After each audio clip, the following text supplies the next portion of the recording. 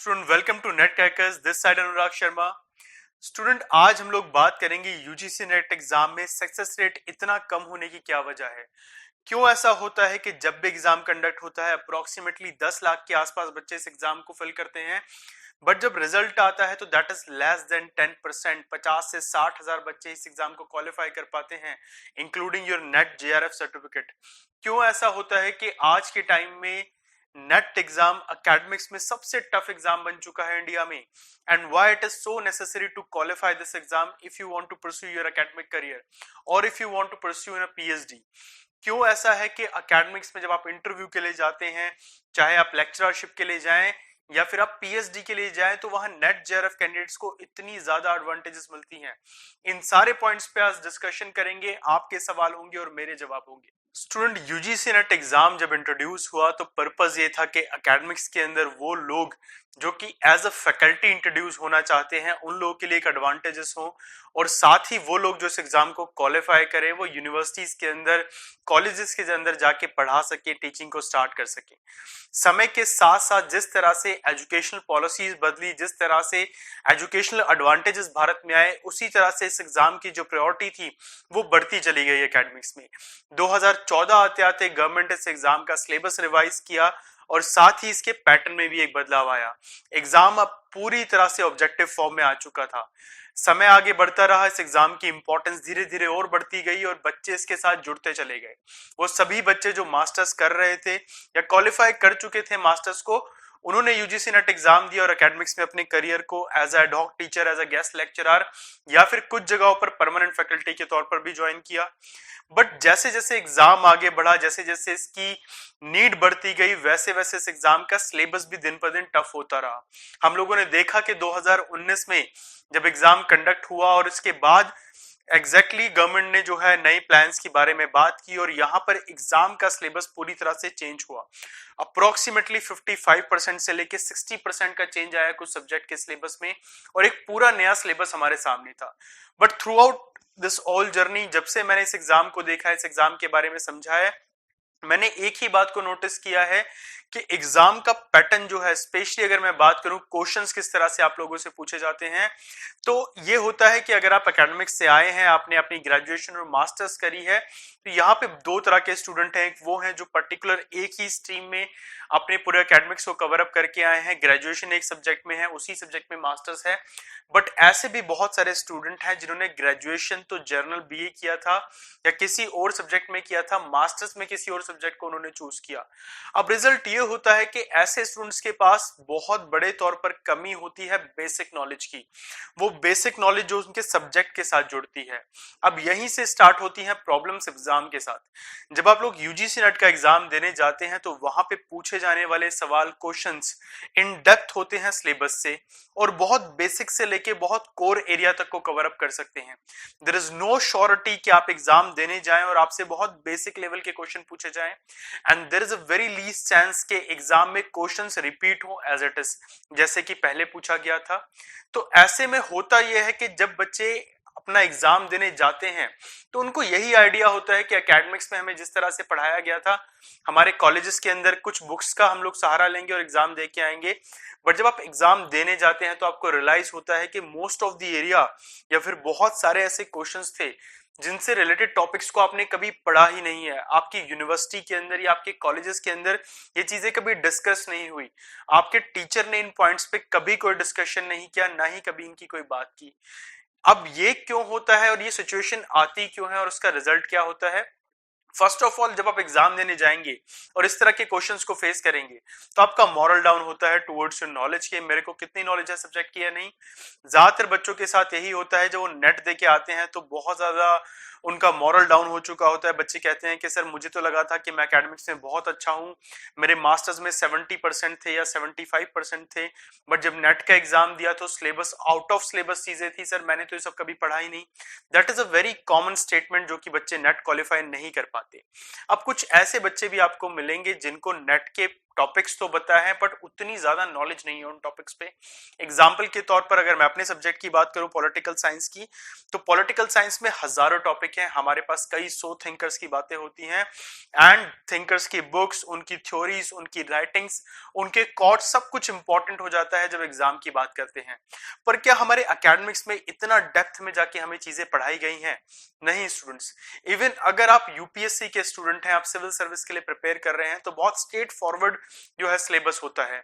Apart from this, अगर UGC net की बात की जाए तो हर एक पॉइंट, हर एक यूनिट में बहुत इन डेप्थ आपको चीजों को पढ़ना पड़ता है एंड यहां पर जो डिमांड होती है that is conceptual understanding of subject. ये नहीं समझाया जाता कि कॉन्स्टिट्यूशन क्या कहता है, इट इज इंपॉर्टेंट कि क्यों कहता है। फंडामेंटल राइट है ये सबको पता है, बट क्यों है और कहां से आए दैट इज इंपॉर्टेंट। तो ये जो बेस है किसी भी टॉपिक का, that is very important to cover with UGC NET exam. यही एक बड़ी प्रॉब्लम होती है जिसकी वजह से बच्चे एग्जाम कई बार देते हैं बट क्वालिफाई नहीं कर पाते, क्योंकि यूनिवर्सिटीज में हमें एक पैटर्न सिखाया जाता है कि चीजों को पढ़ो, इस एक पर्टिकुलर बुक से इस टॉपिक को पढ़ो और एग्जाम दे के आ जाओ। मैं किसी एक यूनिवर्सिटी का नाम नहीं दूंगा, बट दिल्ली में रहते हुए मैंने यहाँ की बहुत रेप्यूटेड इंस्टीट्यूट से आने वाले या यूनिवर्सिटी से आने वाले बच्चों को देखा जो कि यहाँ पर पढ़ने आते हैं, और जब मैं उनसे क्वेश्चंस पूछता हूँ तो मुझे समझ में आता है कि उनका बेसिक लेवल या जनरल अंडरस्टैंडिंग जो है सब्जेक्ट की, that is very narrow, that is very मतलब मच, आप कह सकते हैं एक लाइन पे पॉइंट चलता है बिल्कुल। सर ये था, ये था, ये था, कुछ भी इधर उधर अगर आप पूछोगे थोड़ा सा भी टॉपिक से रिलेटेड, तो बच्चों को ये सब नहीं पता होता। अब बच्चों का एक्सक्यूज क्या होता है? सर हमारे टीचर ने कहा था कि आप इस बुक से ये वाला टॉपिक पढ़िए, इसी से आपसे क्वेश्चन आएगा, इससे अलग अगर आप कुछ लिख के आएंगे तो हम आपको मार्क्स नहीं देंगे। तो सर मैंने वही बुक पढ़ी, वही आंसर लिखा और उसी पे मुझे मार्क्स मिल गए। इन शॉर्ट आपका जो डाइवर्सिफिकेशन है सब्जेक्ट का उसको नैरो कर दिया जाता है। अब इसमें कुछ रोल टीचर्स का भी है, बट इससे बड़ा रोल आप लोगों का है, बिकॉज अगर आप किसी भी सब्जेक्ट को, किसी भी टॉपिक को पढ़ रहे हैं तो दैट इज योर रिस्पॉन्सिबिलिटी कि उस टॉपिक के अंदर हर उस चीज को कवर अप किया जाए which is important for you, not just for the exam but also for sake of your personal knowledge in terms of subject understanding. तो ये सब प्रॉब्लम बच्चे फेस करते हैं नेट के एग्जाम में, यही कॉमन इशू रहता है। इससे बड़ा इशू जो बच्चों के लिए क्रिएट होता है वो है पेपर 1। आप लोग जब नेट का पेपर देने जाते हैं, नेट का एग्जाम देने जाते हैं, तो सब्जेक्ट अंडरस्टैंडिंग तो हम समझ सकते हैं कि वो इंडिविजुअल टू इंडिविजुअल डिफरेंट हो सकती है, बट पेपर 1 का क्या, वो तो सबके लिए कॉमन आता है। टॉपिक्स कौन कौन से आते हैं? आप लोगों से बहुत बेसिक टॉपिक्स पूछे जाते हैं, रीडिंग कॉम्प्रिहेंशन पूछा जाता है, एक पैसेज पढ़ो और पैसेज के बेसिस पे आंसर कीजिए क्वेश्चंस के। आपसे मैथमेटिक्स पूछी जाती है which is very basic level, 10th class तक की basic mathematics, that include percentage निकालना, train, distance, blood relation and all. अगर आप लोगों ने ग्रेजुएशन के टाइम पे अपने मैथमेटिक्स को छोड़ दिया था पहले, या 10th क्लास के बाद आपने मैथमेटिक्स को नहीं पढ़ा है और नेट का एग्जाम आप देने जा रहे हैं, तो this is a one clear suggestion to all of you, don't need to work so hard on mathematics और लॉजिकल रीजनिंग। आप बहुत बेसिक लेवल पे भी इन टॉपिक्स को पढ़ के जाएंगे तो that is more than enough. अब बच्चों से यही प्रॉब्लम होती है, मैथमेटिक्स सुनते ही उनको लगता है कि देयर इज समथिंग, कुछ पैरानॉमियल चीज आ गई है, अब हम इसको पढ़ ही नहीं सकते, क्वेश्चन कहां से आ रहे हैं, समथिंग एलियन जो आपके माइंड में है ही नहीं। ऐसे बहुत सारे स्टूडेंट हैं जो अपने मार्क्स को कैलकुलेट करके परसेंटेज नहीं निकल पाएंगे। अभी जब नेट का एग्जाम हुआ, परसेंटाइल वाला इशू आया, तो ऐसे बहुत सारे स्टूडेंट थे जिन्होंने कॉल करके सिर्फ इतना पूछा कि सर परसेंटेज और परसेंटाइल में क्या फर्क है, कैसे कैलकुलेट किया जाता है। That is a very common question, चाहे वो लाइव सेशन हो या व्हाट्सएप पे हमें आप लोगों के रिप्लाई मिले हो। तो ये एक बेसिक चीज है जो आप लोग नहीं समझ पाते। तो first of all mathematics is a universal problem. अगर आपको भी ऐसी कोई प्रॉब्लम है तो don't need to be worried about this. आपको सिर्फ और सिर्फ अपने बेसिक एरियाज पे काम करना है। You can take help from internet, या फिर आप कोई भी बेसिक बुक जो एसएससी लेवल पे मार्केट में मिलती हो, आप उसको भी पढ़ के जाएंगे तो you can easily qualify this exam. Second part की अगर मैं बात करूं यहां पर, तो लॉजिकल रीजनिंग मैथमेटिक्स के साथ आप लोगों से थॉटिकल पार्ट्स भी बहुत पूछे जाते हैं। जैसे आपसे आईसीटी पे क्वेश्चन आ जाते हैं, पीपल्स एनवायरनमेंट पे क्वेश्चन पूछ ले जाते हैं, रिसर्च जैसे टॉपिक, टीचिंग एप्टीट्यूड जैसे टॉपिक आपसे पूछे जाते हैं। तो ये वो सारे टॉपिक हैं which required your time only and consistency only. आप आईसीटी की अगर बात करें तो this require basic computer knowledge. अगर आप दिन में 1 घंटा भी इन टॉपिक्स को पढ़ें और फॉर दी कंसिस्टेंसी आप 4-5 महीने इनको पढ़ रहे हैं, तो you must be very sure कि आप एग्जाम में आया हर क्वेश्चन इजिली कवर अप कर देंगे। Teaching aptitude research is bit complex and bit मैं इसको कहूंगा कि कॉम्प्लिकेटेड ऑल्सो, बट अगर आप कंसिस्टेंटली इन चीजों को पढ़ रहे हैं, प्रीवियस ईयर क्वेश्चन पेपर्स को देख रहे हैं, तो आप यहाँ पे भी डेफिनेटली अच्छा स्कोर कर सकते हैं। तो ये चीज समझनी बहुत जरूरी है कि इस एग्जाम के अंदर जिन टॉपिक्स को डाला गया है, चाहे वो पेपर 1 है या सब्जेक्ट, उनकी अपनी अपनी रिक्वायरमेंट है। एग्जामिनर चाहते हैं कि अगर आप कल को एकेडमिक्स में जा रहे हैं एज अ टीचर, तो not just about your subject but एक बेसिक अंडरस्टैंडिंग जो है एकेडमिक्स की, एक बेसिक अंडरस्टैंडिंग जो है अबाउट साइंस, वो आपको होनी चाहिए। तो कंप्यूटर से लेके आपसे रिसर्च तक, टीचिंग एप्टीट्यूड तक सब पूछा जाता है। तो this is very important for all of you कि आप पेपर 1 पे भी इक्वली जो है फोकस कीजिए। ऐसे बहुत सारे बच्चे आपको मिलेंगे, हर बार मैं ऑफलाइन बैचेस में, ऑनलाइन बैचेस में ऐसे बच्चों से मिलता हूं जो पेपर 1 की वजह से अपना सब्जेक्ट भी खो बैठते हैं। दैट मीन्स सब्जेक्ट में बहुत अच्छा स्कोर करा, बट पेपर 1 में एक बेसिक क्राइटेरिया को भी मैच नहीं कर पाए, फेल हो गए पेपर 1 में। हाँ, ऐसे बच्चे आपको जरूर मिल जाएंगे बहुत इजीली जिनका पेपर 1 अच्छा है बट सब्जेक्ट की वजह से वो फेल होते हैं। बट इसी के साथ ऐसे बच्चों की भी कमी नहीं है जो सिर्फ पेपर 1 की वजह से नेट को मल्टीपल अटेम्प्ट्स में भी पास नहीं कर पाते। तो दिस इज वेरी इंपॉर्टेंट कि जब अपने शेड्यूल आप बनाए, स्टडी शेड्यूल आप अपने बनाए, तो आप इक्वल इंपॉर्टेंस दीजिए पेपर 1 को भी और सब्जेक्ट को भी। मैं नहीं कहता कि आप दिन में 6 घंटे लीजिए, 8-10 घंटे लीजिए, बट एटलीस्ट मेक श्योर कि आप 3 से 4 घंटे का टाइम डेली बेसिस पे यूटिलाइज करें to cover up your UGC NET syllabus. अगर आप एकेडमिक्स में इन्वॉल्व हैं ऑलरेडी, अगर आप टीचर हैं, अगर आप स्टूडेंट हैं, मास्टर्स कर रहे हैं, किसी यूनिवर्सिटी में भी पढ़ा रहे हैं और नेट का एग्जाम देना चाहते हैं to acquire a permanent seat, तो इट इज वेरी इंपॉर्टेंट कि अपनी बिजी स्केड्यूल से निकल के भी आप कुछ समय जरूर से निकालिए। पेपर 1 के लिए there are a lot of books which is available in market. Along with that, there's a lot of YouTube channels which provide you authentic source to cover up paper 1. आप definitely हर चीज की help लीजिए। NetCrackers also provide you a lot of videos on paper 1 and subject as well. आप उनकी भी help लीजिए। आप दिन में मेक श्योर कीजिए कि आप अपने सब्जेक्ट पे और पेपर 1 पे कितना फोकस कर रहे हैं। अगर कोई स्टूडेंट ऐसा है जो पेपर 1 की वजह से मल्टीपल टाइम फेल हो चुका है एग्जाम में, तो this is the right time, जब आपको पता है कि एग्जाम अभी काफी टाइम के बाद होगा, गैप के बाद होगा, तो you can consistently work on your paper 1। आप दिन में 3 घंटे अकेले पेपर 1 को भी दे सकते हैं ऑन द रेगुलर बेसिस। अगर आप ये करते हैं तो you definitely going to appear in exam and definitely going to qualify this exam.